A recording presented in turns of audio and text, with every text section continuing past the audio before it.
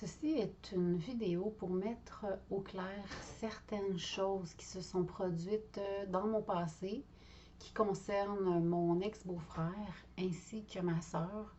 Tout d'abord, je voudrais dire que je n'ai jamais eu d'attirance pour mon ex-beau-frère. Je ne l'ai jamais trouvé beau. J'ai jamais eu envie d'avoir une relation avec lui. Ça, c'était comme ça dans le temps. C'est encore comme ça aujourd'hui. Et je voulais dire aussi que si vous avez entendu le contraire, c'est un mensonge. Et si l'un des deux ment, ce n'est pas moi, parce que je ne mentirais même pas pour sauver ma vie. Alors, ce qui s'est passé, un soir, un samedi soir d'été, à Sainte-Anne-des-Plaines, alors que ma soeur venait tout juste ou à peu près d'accoucher de sa fille, Michel et moi sommes allés manger une crème glacée à la crèmerie du coin. J'étais très affectée par l'alcool, en peine d'amour et très vulnérable. Donc, nous sommes tous les deux partis à la crèmerie et on a décidé de manger la crème glacée sur place. Et pendant qu'on parlait, il s'est approché et il m'a embrassée. Et je l'ai laissé faire parce que, comme je viens de vous dire, j'étais en état d'ébriété. Et donc, je ne l'ai pas repoussé. Nous sommes donc revenus à la maison. Et pendant tout le trajet, on s'est embrassés, on s'est tenu la main, puis j'ai comme embarqué dans son plan à moitié. Et arrivé à la maison, moi je dormais en bas dans le sous-sol. Lui dormait avec ma soeur en haut dans sa chambre conjugale. Et avant de se coucher, il est venu me voir, me border, puis il m'a dit j'aimerais ça que quand tu viens, on se voit, puis que tu sois comme ma maîtresse. Et moi, j'étais comme ah oui, bonne idée. Comme encore une fois, je répète, j'étais en état d'ébriété très avancé. Donc la nuit passe et je me réveille le lendemain matin. Et en me réveillant, je fais oh que non.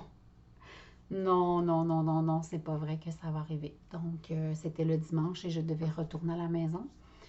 Et donc, je suis retournée à la maison, mais juste avant de partir, je lui ai dit, écoute, ex-beau-frère, beau-frère, je ne souhaite pas que ça se reproduise. Je regrette amèrement ce qui s'est passé hier soir. Je n'aurais pas dû faire ce que j'ai fait. Si c'était à recommencer, je ne ferais pas ça. Et on va continuer à être beau-frère, belle-sœur. That's it, that's all. Il n'y a rien de plus qui va se produire à l'avenir entre toi et moi. Et il a bien mal pris parce qu'il m'a avoué qu'il était amoureux de moi. Il m'a envoyé plusieurs lettres d'amour, sous un pseudonyme évidemment. Et à chaque fois que j'y retournais, il m'envoyait toujours des pointes. C'était toujours tendu parce que lui aurait voulu qu'il se passe quelque chose. Puis moi, je voulais pas. Et je voulais garder contact avec ma soeur parce que ma soeur, c'était ma seule famille. À ce moment-là, j'avais plus de contact avec mes parents. Donc, je ne voulais absolument pas briser le ménage de ma soeur et jouer dans le dos de ma soeur comme ça. Donc, j'ai enduré les pointes, j'ai enduré le temps qu'il me faisait passer parce que je voulais garder contact avec ma soeur. Et ça a duré des années. Pendant des années, j'ai enduré ça parce que je voulais garder contact avec ma soeur et continuer de la voir. À un point tel que ma soeur disait souvent, qu'est-ce que vous avez tout le temps à vous piner? On dirait que vous êtes tout le temps en train de vous piner là chez vous, tu sais. Mais c'est ça. C'était ça qui se passait, ma soeur. Et donc, c'est ça, pendant un bon bout de temps, il me disait, j'ai pas choisi la bonne soeur, j'aurais aimé te rencontrer avant, je suis amoureux de toi, blablabli, blablabla. Et sa famille était au courant. Sa mère le savait, son frère le savait, c'était su dans la famille. Malheureusement, la seule personne qui le savait pas, c'était ma soeur. Et je voulais pas lui dire, justement, pour pas briser son ménage. Éventuellement, j'ai quitté. Je suis partie parce que je refusais de mentir, et c'est encore le cas aujourd'hui. Et puis, on a eu une chicane avec ma soeur quand j'ai dit à la table à ses enfants que le Père Noël n'existait pas et que c'était elle et son conjoint qui achetaient les cadeaux. Et là, elle a piqué une crise très violente en me disant que c'était pas vrai, puis que oui, c'était le Père Noël. Et elle a même juré sur la tête de ses enfants que devant eux que c'était le Père Noël qui apportait les cadeaux. Alors, j'ai pris mes clics et mes claques et je suis partie parce que je refuse de participer à la fraude et je refuse de devoir mentir pour garder des gens dans ma vie.